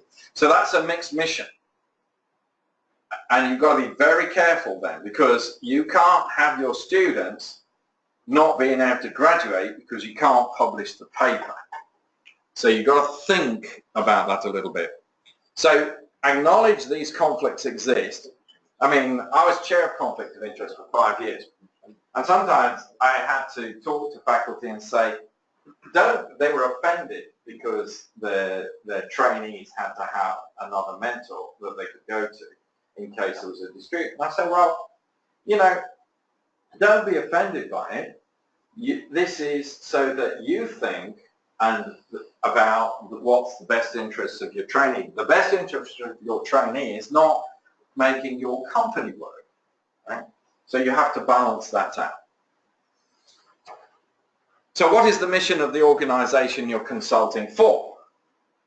So we all have, I hope, some sort of ethical boundaries, right? Of some kind or other. And when you're invited to do a consulting gig, typically you'll get $1,000 a day or $500 a day or something, so it's worth doing. You go out of town, it's a bit out of school for a day, it's a bit of fun. You have a nice meal, and so that's all right. You have people who are interested in you, so your ego gets a little bit of boost. So there doesn't seem to be any downside. But if you suddenly find out you're working for a company that's making the next nerve gas weapon, who would like to be part of that, right? Well, don't put your hand up, for Christ's sake, okay? But, most of us would sort of draw the line somewhere about what it is we're not prepared to do. So does it match your passion? So do some due diligence. Don't go and just work for, if you actually, let's take a more realistic example. There are several companies now who increase the price of drugs for niche markets by hundreds of percent. You know, the famous one is the EpiPen thing. It went up from, I don't know, something like $30 a pen to $600 a pen, something ludicrous, right? Do you really want to support that mission, right? Think about it, find out about it, right?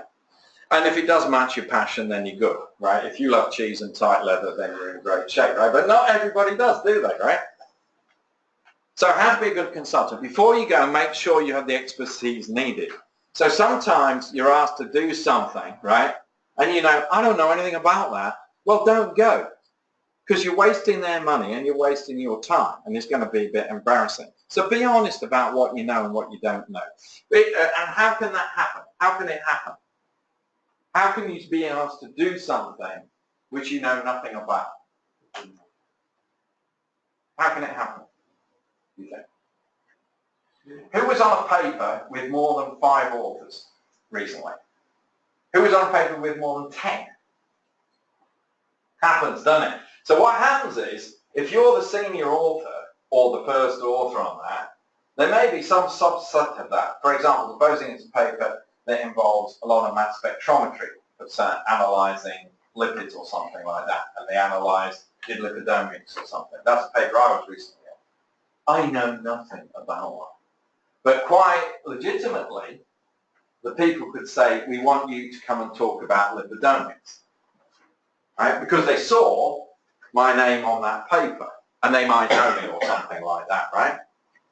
And then you need to say no, because you don't know anything about it. Be upfront about your own interests. If they're too close to what you do, say no. You don't want to be doing things where you expose your own ideas. If you enter into that arrangement, anything you say they can use.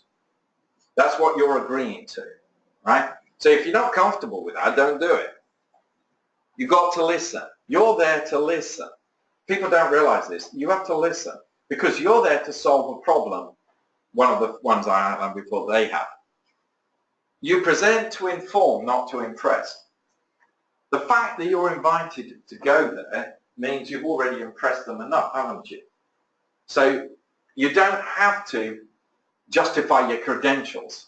I did this, I did that, I published this, I did this paper, I did that. They're not interested in that. You're already there, therefore they want to know information from you. Address the issue and don't soapbox. In other words, don't get on there and go on a rant about something or some other person. You see, because you can go in there and there may be a controversy in the field. This is quite common. There's a controversy in the field and there's 2 groups. One group says this thing, one group says the other thing. And the company is sitting in the middle because it's got some compound that addresses in this area. What are they going to do? If you're the company, what would you do? As a consultant, what would you do? I'd get group A on one day, right? And group B on another day. When you do that, and find out what they've got to say, right? Now, if group A says group B are rude about group B, right? It makes a very bad impression, especially since group B is coming the next step, right? So you've got to be very careful. Just because you're in a confidential setting doesn't mean you can say anything you like, right? And you shouldn't. So as my mother's always saying to me, if you can't say anything nice, don't say anything at all, right? So follow that maxim. Don't try to manage the project. You haven't been brought in to change the project. And I've seen that several times where people come in and say, what you should do is this. If you're using that language, you won't be asked back again. Stay focused. Typically, there is a specific issue there. If you can answer that, get the thing, provide something of useful, give them something to think about, that's all you need. Collaboration mode is a totally different idea. Collaboration mode is different. You have to establish a shared mission. It means that you've both got something to gain. Be clear about what you want. You have to know what you want from it. Be clear about what you can deliver. Is it mutually beneficial? Okay? Ownership does not mean control. So you have to be careful, right? If you own something, it doesn't mean you can control it, especially if you go into a collaborative thing. And in fact, what collaboration means is giving up some control. And that, all of you recognize this. This translational research means each party involved has to give up some control and share. Now, if you don't want to share that particular thing, and that's totally legitimate, then don't do it. Successful means stepping back. Your ego has got to be in check then, because now you're not owning it, you're sharing it, and it may go in a different direction, okay? If you have intellectual property, then make sure you've got it protected and you've talked to people about it and whether it has value or not. It's very unusual, frankly, in an academic setting to have intellectual property that has any commercial value, but you should check and learn to recognize what has and what doesn't. Right? Ideas typically have no commercial value, because if you go back into any idea that you have, typically you can find a logical reason why somebody else completely independently can get to it. Right? Techniques, reagents, compounds, specific models, unique approaches, they all have intellectual property value. So the word intellectual property is not an ego thing. It's what can you protect legally through a patent, right? And that's nothing to do with how smart you are or not. And that's why 99.99% of the time ideas are not patented. It's the application of the idea or something that arises from it. Contract mode. Now it's a completely different thing. You are being asked to do something and you are working for somebody else. And a clinical trial is a good example. Or beta, I do quite a lot of beta testing for kits. I have to then follow the protocol they want to do. I get nothing out of it except some free kits usually, maybe a bit of money for support. I want to do it because it gives me an edge intellectually on how people are thinking and how people are applying techniques. Be sure you can do it. People get into trouble if they enter into contracts on which they find they cannot deliver. If, for example, you need 100 patients to do that, but you've only seen 10 patients over the last 2 years with this particular disease, but you need to see 100 patients in 1 year, you're not going to be able to do it. So don't. All right? Do not under budget, because you will have to do it even if it costs you. So you've got to be realistic. And all of us who are doing NIH grants on this thing, they are horribly under budgeted because we've been locked into the same budget for, I don't know how many years, 10 years or something. Every NIH budget is, in a grant, is about 30% under budget for what it really can do. So you're in big trouble if you take that attitude with it. Be detached and object. And the reason you're in trouble is, whereas within an NIH grant you have some flexibility about what you do and how you do the aims, and you can modify that. In a contract you cannot. If you said you were going to analyze 1,000 samples, you're going to analyze 1,000 samples. If that costs you $50 a sample and you charge $25, you're going to have to come up with the other $25, right? Be detached and objective. Do you really want to do it? Is it furthering your mission? Is it worth, and there are lots of reasons, right? It might be worth the relationship, it might be worth the intellectual contact, it might be worth keeping your technician paid. There's lots of reasons, but make sure you have them in your mind, right? Make sure your own research is not compromised, because the contract is going to end, and when it ends it falls off a cliff. It rarely, if ever, goes into something else. You might be able to get another contract, but, you know, basically work on the assumption when the contract ends, the contract ends. All right, that's it. What I hope I've put to you is that there is nothing magic about the interface between the clinical arena, the basic science arena, and the commercial arena. They all have shared values, shared excellence in research, shared desires. They don't have shared missions. So you build the relationships based on understanding and respecting the other group's missions, and then they will be very successful. If you don't take the time to work out the other person's missions, it's a bit hit and miss. Might work, might not. Any questions?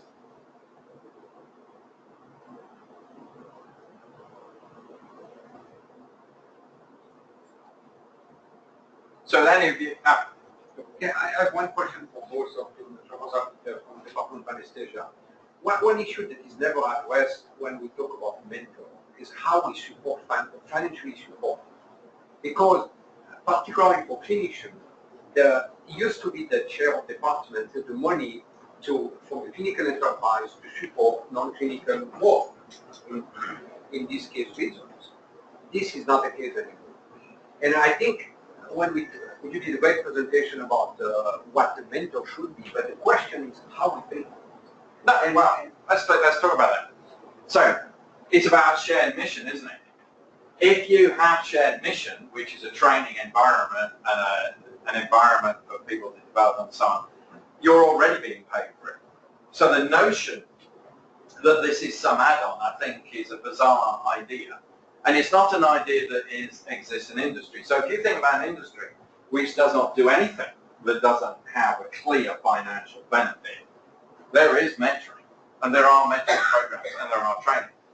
We should not be paid for doing mentoring. That's our mission. Should we be recognized for doing that? Yes, I think very strongly I feel that should be true. Should it be part of what we're evaluated on and part of what we're recognized to? And I think the school does that, the graduate school does that to some extent, and I think it could do it more. But I strongly disagree with the notion that there should be any payment for mentoring. That's our mission. We are paid already to do it. Well, you may be right. I think I'd like to disagree a little bit, because you may be right as a basic scientist, where your job at your stage is to write paper, write grant, review grant. I mean, but as a clinician, my main job is to work with patients. Now, if I have a grant, I can get time off my clinical work. But, if I compare, for example, my work at UCSF when I spent 20 years there, my clinical work was 3.5 days with no grant, 3.5 days a week. So I had 1.5 days. I could do what I want, play golf or cricket or do research. This doesn't exist anymore. At least on the surgical side, and uncovered anesthesia is absolutely gone. And I think it decreased the number of mentors. We have a lot of young people who want to do research, but we don't have a lot of mentors, and that is the one. Yeah, well, actually, I think that's a good point. But that tells us there's something wrong with how we're setting it up. We're not valuing that. Now, I have to say, I mean, residency programs, fellowship programs, and all these things, that's built into it. Have we built that into junior faculty and things? So most departments now have mandatory mentoring programs, do that. But I think it's a failure of the recognition of our mission. I would still put it's just as much a mission of the clinical side as it is the research side. And we have to embrace that and give the wherewithal to make that happen.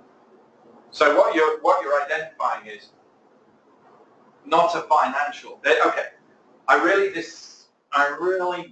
dislike things being framed in financial modes. Who's going to be paid for it? Because what that does, it implies that it's something which is extra, right? So it's not.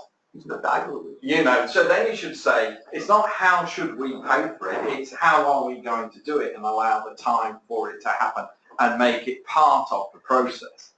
It is part of the bottom line. I mean, this is part of our problem with the health system and the support of research, right? Is they see support of research as, well, the Dean Vickers is changing that. But seeing support of research as something which is not part of the bottom line is a tactical and strategic mistake. And I think that's being acknowledged now, right? Yes, but there are formidable pressures but make it difficult to build it into the culture the way it ought to be. So I'm sympathetic to your concerns, and particularly in a setting where we now are recognizing that, somebody is the mentor for the scientific program, but you need someone else to be the mentor for other aspects of career development. That second person, they may be mentoring 10 people on career development, and if their job description includes that, it works out fine. But if they became that because nobody else was doing it and they're sympathetic and they're good at it, but it's not part of their job description, then it can create problems. Yeah, and so we're struggling with so universities have transitioned from basically a non-profit-like mentality to a for-profit business, right? And some of the aspects we haven't adopted from the business world, like accepting mentoring as part of the mission, because we haven't done it well, and we're struggling with it. Because look at it this way, it is a massive mistake to think mentoring is not part of your mission, because if you don't mentor people properly, you waste massive amounts of money because you get burnout and lack of retention. But I think the point you make is, which is critical, is the different in goals for the health system, Wilkaniani and the whole group there versus the university. Because for the health system, the goal is to make maximum money at the lowest cost, means value, quality over cost, which we are, and I think they are right at this level for the clinical enterprise. But this is not really the research and the academic mission is not totally integrated. Yeah, that is the problem. That's true, but I would still put you, I worked in one of the most profitable companies in pharma, which is why it's taken over, for 10 years. We had mentoring programs, we had career development programs. So it's not about a dissociation between the academic and the business, it's not doing business very well, in my opinion, I should add. Yeah, we all have opinions on it. My opinion is that taking time to learn about mentoring as a skill pays off in a better life for you and your mentees and avoids problems. So but a lot of, something that people nowadays don't recognize. When I was growing up as a physician scientist, the payers, particularly the government payers, paid hospitals that were teaching hospitals much more for the care that they gave than they gave to a private hospital. And that was what paid for a lot of the academic enterprise. And that is the difference between the reimbursement for the two settings has gotten smaller and smaller, so that it's much harder to pay for things. So the culture has gotten squeezed. And, I just think it's healthy to talk about these issues to figure out how to make sure that the creation of a strong academic community is integral to the way we do business and not something that is forced on us from outside with, in your spare time. Right. I just have a comment. Non-financial incentives can be as strong and most of the time would be more stronger than the financial incentives. The question is really whether the current incentives that we have for mentoring is sufficient. And I'm not sure about that one. I think that is a question that we may need to address as a university to improve. I think there are a lot of people doing mentorship, and they are attracting, as you said, they are overburdened because they love to do mentoring, and everybody goes to them. There is not enough distribution of mentorship because some people do not want to do mentorship, and maybe they shouldn't. But do we have enough incentives to make those people who are not taking some of the burden on them by creating some incentives? Yeah, so incentives come in different flavors, don't they, right? So one thing I would say is that incentives don't mean anything if it's not part of the value system of your organization. So you can encourage people and reward people for doing a good job within the context of the values and ethos of an organization. But if you don't own those values, it doesn't matter what the incentive is. Okay? So I think we've got two tasks. One is to change those values so we do value it. And then the second thing is, once we've valued it, how specifically do we value and recognize it, right? So shifting values is a bigger challenge than, sometimes we do cosmetic things, like have a mentoring award or what have you, right? Yeah. Which is okay, but actually it's not shifting the value system. And that's a responsibility for all of us, really. And, you know, and by the way, all of us, I'm a little bit uncomfortable with the notion of this label of mentoring. There is a lot of support, interaction, collaboration, mentoring, and a lot of you are all doing mentoring that you don't even realize and don't label it as such. Caring about the other person, what's happening to them, where they're doing, and supporting your environment and those around you without being asked to is actually mentoring. We have and I don't like the label because then it implies that it's got a boundary to it. Mentoring is a state of mind which is really about valuing your environment and what it can do for you. And we must avoid the notion we're all subcontractors, right? Which is very tempting when the basic metric is how many grants you've got, right?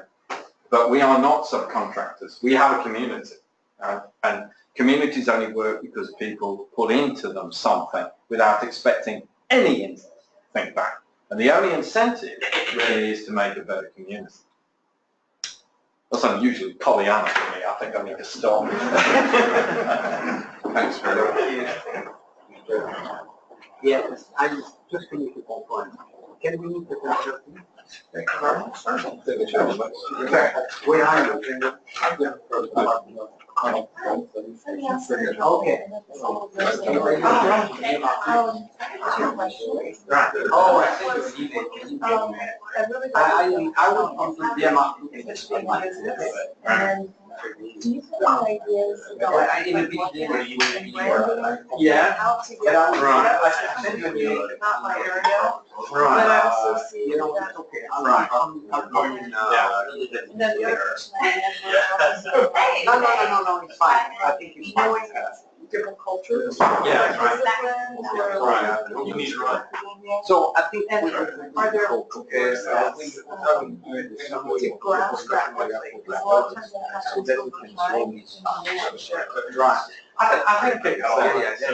think it's about just being aware and not assumptions. Because I'm not having preconceived notions or unconscious biases. And a bit of oxymoron. Don't have an unconscious bias, right? But it's being put yourself in the context where you can have your unconscious bias exposed in a way which is not great and work.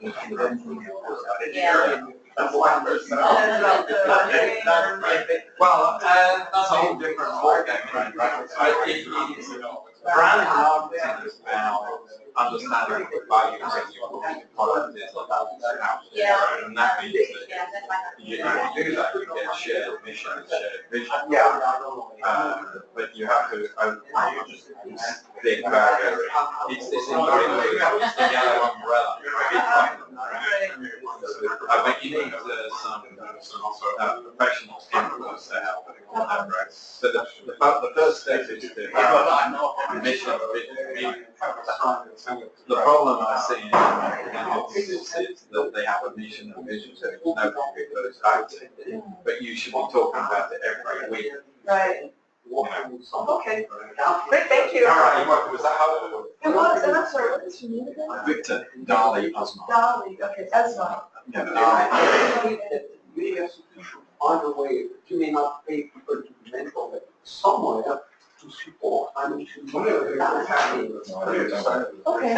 I'm sure you can go. Yes, thank you. And there's about very well, each have three mentees who are just a little bit behind them. And it's. Can we have a good semester? You know, it's changing the culture and it's going to take 5 years to make a real. Oh, yeah, no, we will take time, but I think the major change is CTS. And you know, I'm getting to know people one of the major decisions are involved, and I have a few of some thousands few of the disease subjects and especially outside. You know, it's a major problem, not just the working area, because there is a relationship, professional relevant development to be the best clinical care they equal. And the payment that you know what so we know what happens in 3 weeks. We don't know the reimbursement, but I think it needs very little money available to any single. Well, people used to have time to just to think a little bit. I think it's But very. anybody has something. But I do appreciate what they're doing at CTS. I think it's very high. Where these schools are to travel. I think presentation would be cool. Thanks for coming. Yeah. Okay, bye-bye. And I told her here about the peer-to-peer management, because that's really helpful. I get my best mentoring from my peers, because generally, my mentors are very busy, and I don't want to take their time, and I can find solutions for my friends. Everyone know what the problem is. Exactly, there's